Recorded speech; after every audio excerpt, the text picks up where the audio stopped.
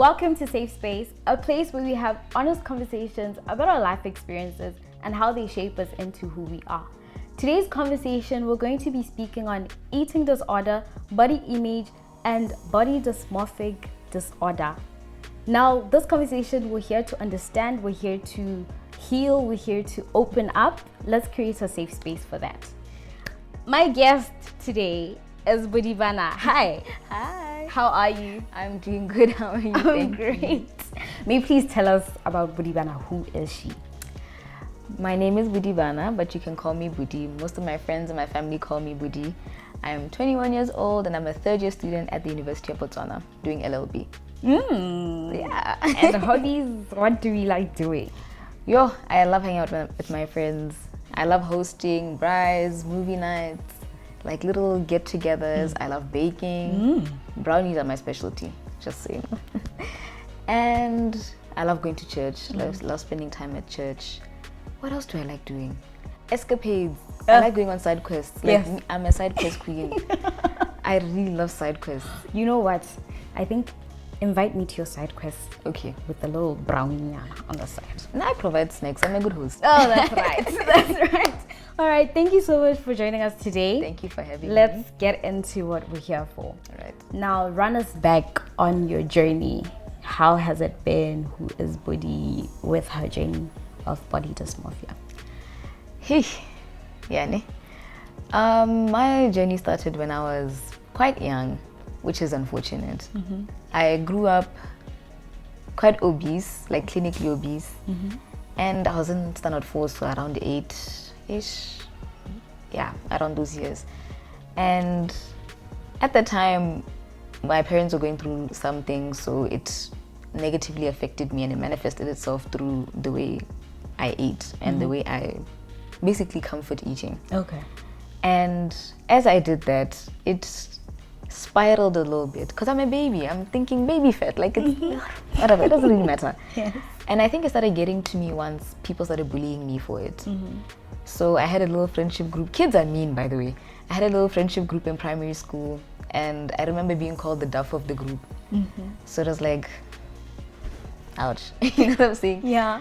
But yeah, that just spiraled, and it became a thing of, I became so hard on myself that I was like, okay, if maybe I'm skinny, then people will like me, or if I look different, people will like me and stop making fun of me, and it spiraled into self-worth and identity and all these things. So in primary school, my mom, because she was afraid of the obesity thing, she started packing healthier lunches, as a motsadi would do, obviously. Definitely. And it turned from like pies to like provitas and tomato and onion sandwiches.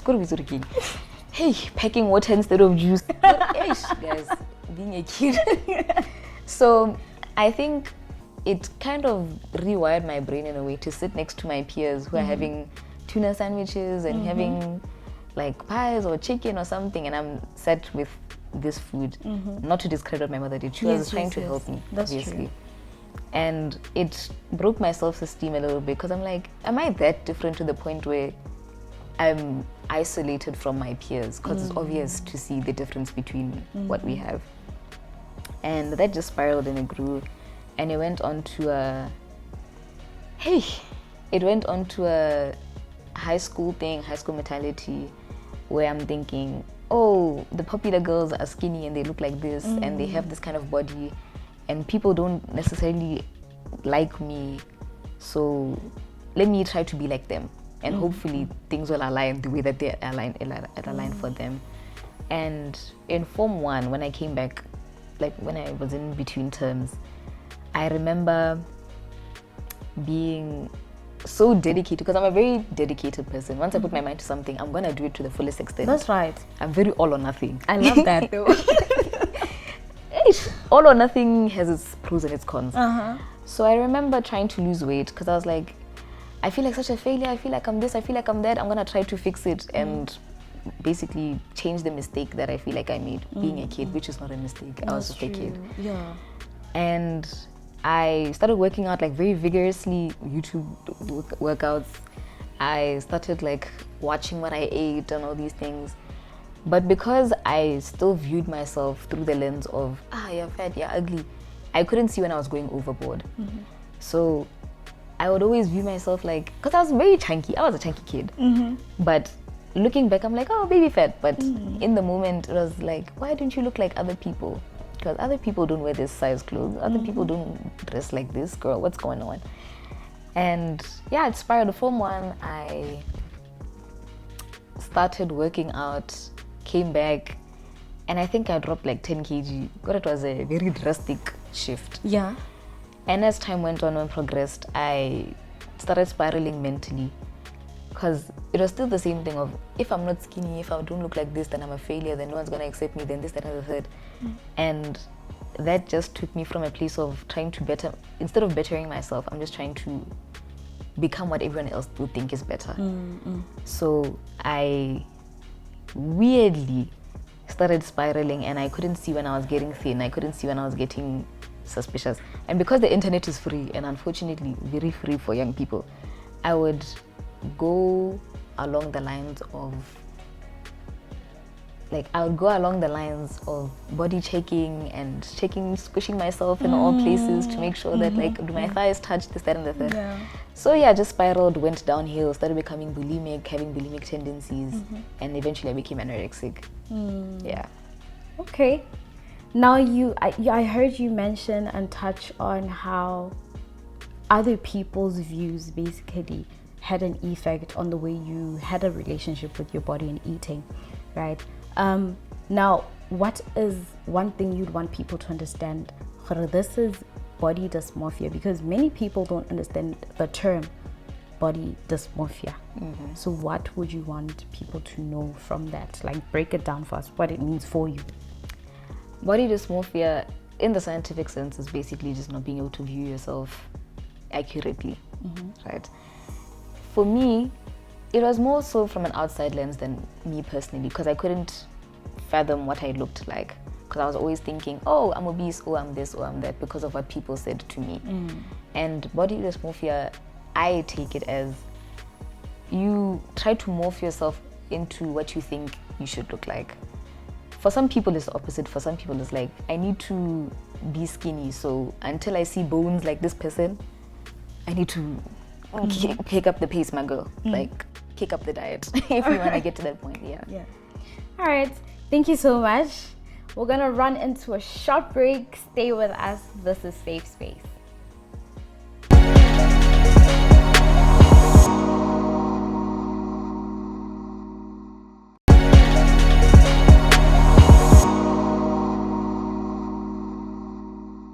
Welcome back to Safe Space. Now in the first segment, we're speaking on understanding the experience of eating disorder and having body dysmorphia. Now we're going to jump into understanding the journey, how it's been, right? So during that difficult moment in your life, I would say, how was your day-to-day life? Break that down for us. Hey, the day-to-day life was very scary, if I can, because it's very anxiety riddling, you know what I'm saying? Was basically wake up, count my calories, because I'm looking at the box of everything to see how many calories is in this, that, and the third, to check my body of like, oh, is this squishy, is this reaching my goals, all these things. And it's kind of spiraled into the way that I dress and the way I view myself. Because at some point, like I said, when I got into the anorexic space of things, I started wearing baggy clothes because I was embarrassed of how I looked. But in my head, I was too big, so I was covering myself. But the reality of the fact that I was painfully thin, so I was trying to, it's a weird psychological thing that was going on. And in that time, it was very hard because I live with my mom, and our day-to-day became very tense, to put it shortly. Because she's seeing her child dwindle away in front of her, and she doesn't know what to do. She doesn't know what's going on, and child is suddenly going quiet because she doesn't want to talk to anyone. She doesn't want to do this, she doesn't want to do that. And that is very much our story. We went from being best friends to not talking at all. Talking every single day, I love you, this, that, and the third, to like barely saying anything to each other. Even when you leave the car, I just leave. And it was very strenuous. And I think what broke my heart more is seeing how much it affected her more than it affected me. Because she's wondering why her kid doesn't want her to touch her, because I didn't want my mom to touch me because I was afraid of how she'd feel how skinny I was. And then she'd make me eat, and then that would ruin my plans and whatever. And I remember we used to go back and forth to the point where I would refuse to eat oranges in the morning because I thought they'd make me fat. And if I go to school and she made me eat something, I'd vomit it up immediately because of how afraid I was of my image. And that put a great stain on our relationship, including my father, my brother. Whenever they looked at me, it was just a thing of, Budi, what's going on? And because I felt so ashamed within myself, because I thought I was fat in a weird body dysmorphic way, I felt like, because I'm so fat, I don't deserve to talk to you. I don't deserve this kind of love. Let me earn my love by being skinny first, and then I'll come to you. Which, it almost tore our family apart. I can't hold you. But I'm very happy that I got to a point where, well, my turnaround point was weird. It was not very, I need to change. It was very much like, big God, like I said, I go to church. I remember at the time I wasn't talking to God, and I said, big God, if you want to see me live, sort this life thing out, because it's really bigger than me. Yeah, so that's what it was like day to day. Very hard. And the people around me, my what are they called again? Peers. Yes. My peers were very nervous, but because you're 15, you don't know what to say to someone. It's kind of like, hi, are you okay? Yes. And because I was so prideful and so ashamed, I withdrew from absolutely everyone. I didn't talk to people at school. I went from class to the library. And in between, the whole day I'd eat a cupcake. And I was telling myself, that's enough, that's all you deserve, and all those things. But yeah. Okay, you've broken it down for us. Yeah. We have a clear picture on it. Now, when would you say was the time you had that moment, that breaking point where you're like, okay, no, I actually do need help. Let me seek help. Did you reach out to seek help, and what did that look like for you? It was very, like I said, that thing was very shame binding on my mind. And I think I started realizing that I needed help when everyone around me, like teachers and adults, were just like, my girl, what is going on with you? Are you okay? And it was very hard because the only person I had to speak that I had available to me was my mom. And because I felt so much shame in hurting her, it was very hard to say something.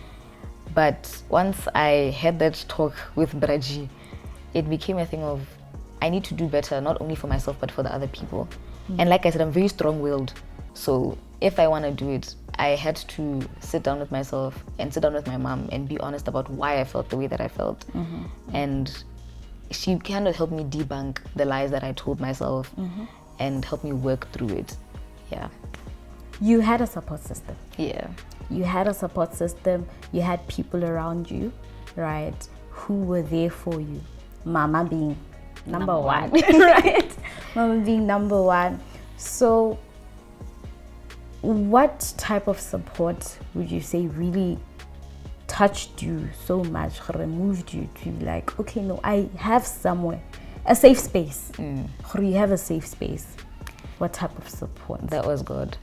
If I'm being honest, it was God, because like I said, I was so isolated. In as much as I did have friends and I had people come to me, it's a different thing to be offered support and it's a different thing to accept support.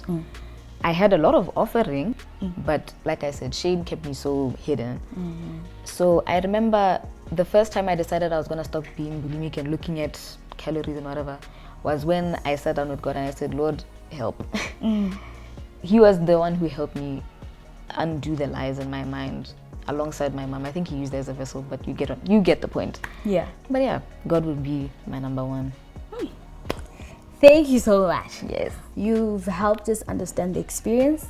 You've run us through your journey. Yeah. Thank you for that. Right? Now we have a clear idea on the effects that body dysmorphia have on the person personally. Yeah. And how people shouldn't just be oblivious towards it. Right? Because, hey guys, we all have something we're going through. Right? Yes. We all have don't add on.